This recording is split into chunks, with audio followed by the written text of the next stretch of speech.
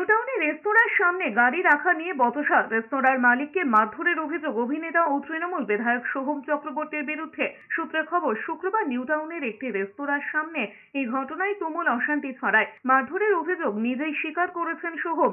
জানা গিয়েছে, সোহম চক্রবর্তীর শুটিং চলাকালীন রেস্তোরাঁর সামনে অভিনেতা ও শুটিং ইউনিটের গাড়ি রাখা ছিল। রেস্তোরাঁর মালিকের দাবি, একটা পার্কিং খালি করতে বললে হঠাৎই সোহম চক্রবর্তীর নিরাপত্তা রক্ষীরা তাঁর উপর চড়াও হন। এমনকি সোহম চক্রবর্তীও তাঁকে ঘুষি মারেন বলে অভিযোগ। এমনকি ওই রেস্তোরাঁ বন্ধ করে দেওয়ার হুঁশিয়ারি দেওয়া হয় বলেও অভিযোগ।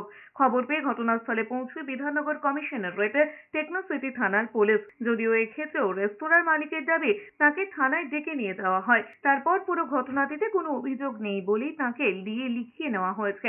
চণ্ডীপুরের তৃণমূল বিধায়ক ও অভিনেতা সোহমের অবশ্য দাবি, অভিষেক বন্দ্যোপাধ্যায়ের নামে গালাগালি করেছিলেন বলে এই রেস্তোরাঁ মালিককে তিনি ৩-৪টে চড় মেরেছেন। গালাগালি করবে উল্টোপাল্টা ভাবে, ঠিক আছে, এবং সর্বোপরি অভিষেক বন্দ্যোপাধ্যায়কে নিয়ে গালাগালি করবে, একটু নাম আসবে, হ্যাঁ, সেটা তো মানা যায় না। যাই হোক, মোটামুটি করেছি, 2-4টে চড় মেরেছি, দোকানটা ধাক্কা মেরেছি। একজন অভিনেতা এবং এমএলএ, একজন জনপ্রতিনিধি এইভাবে একটা সাধারণ মানুষের সঙ্গে যদি ব্যবহার করতে পারে, গায়ে হাত তোলে, তাহলে উনি কিসের প্রতিনিধি? আজকে লোকাল থানাকে যখন আমরা জানছি, লোকাল থানা আমাদেরকে ডেকে নিয়ে গেল, আমাকে কিছুক্ষণ বসালো, কিছুক্ষণ বসিয়ে একটা কাগজে লিখিয়ে নিল যে আমার কোনো এলিগেশন নেই, না হলে আমার কেস করবে। আমার রেস্টুরেন্ট, সোহম আমাকে বলছে, তো রেস্টুরেন্ট কালকে বন্ধ করে দেবো।